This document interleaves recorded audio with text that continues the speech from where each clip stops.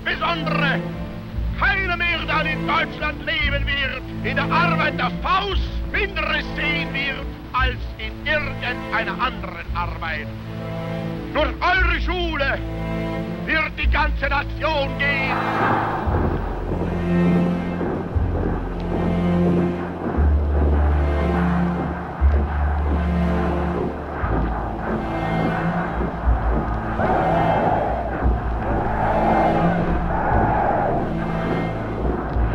They considered themselves the master race, the prototype of manhood, demigods of power, the only race in whom the divine spark still resided. They strove for the ideal perfection of bodily form. Within their mortal bodies flowed the blood of the immortal, the primal Aryan from whom they descended, a figure of myth more so than actual history. With self-idolatry and brute force, they spread across Europe, exterminating all those they considered inferior: Jews, Christians, gypsies, slaves, communists, the elderly, and the disabled.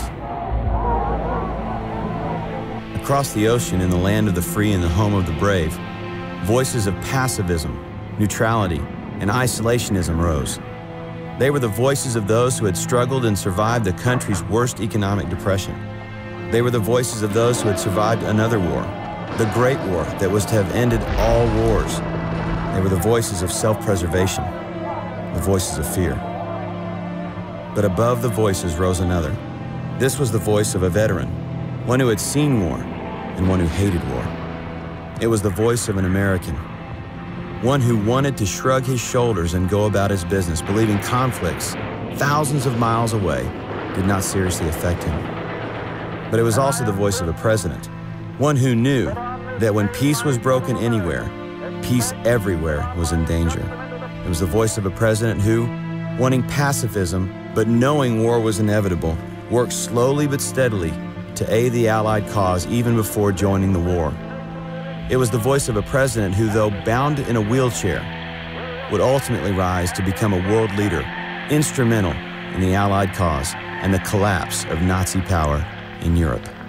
Franklin Delano Roosevelt's humble courage to speak out against the pride of tyrants, despite public and congressional pressure to maintain neutrality, reminds us of a biblical leader, the Hebrew Joshua, chosen by Moses to represent the tribe of Ephraim as a spy on Canaan. It was a good land, a land flowing with milk and honey, a land abundant with good fruit. On that point, they all agreed. But it was also the land of giants, warrior conquerors, powerful tyrants who believed that they were so superior to all others that they called themselves gods. They were the Nephilim. In ancient times, such arrogance, called hubris, required an answer.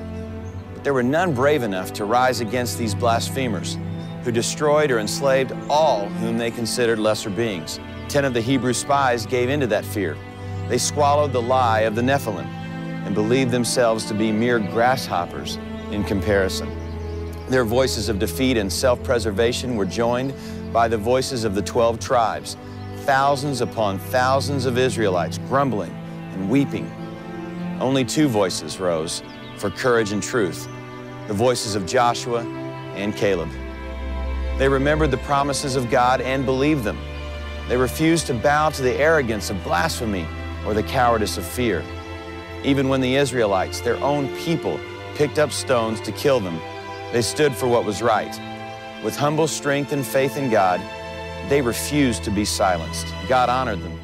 Not only did He preserve them that day, but in the end, He allowed them to enter the Promised Land and see His promises come to fruition. After 40 years of wandering in the desert, they were the only 2 of their generation to receive such a blessing. The world will never lack for voices of arrogance and voices of fear. There will always be those who blaspheme the name of God. And there will always be tyrants in one form or another who usurp authority and destroy others. They don't always appear on the battlefield or in the political arena, but often they appear in the day-to-day busyness of our lives. Like Joshua and Caleb, we are called to respond with voices of truth. It requires courage, the courage of humility, to stand up to those who blaspheme, intimidate, or destroy. Such courage comes only from God. As God encouraged Joshua, so too He encourages us today. Be strong and courageous. Do not be terrified. Do not be discouraged, for the Lord your God will be with you wherever you go.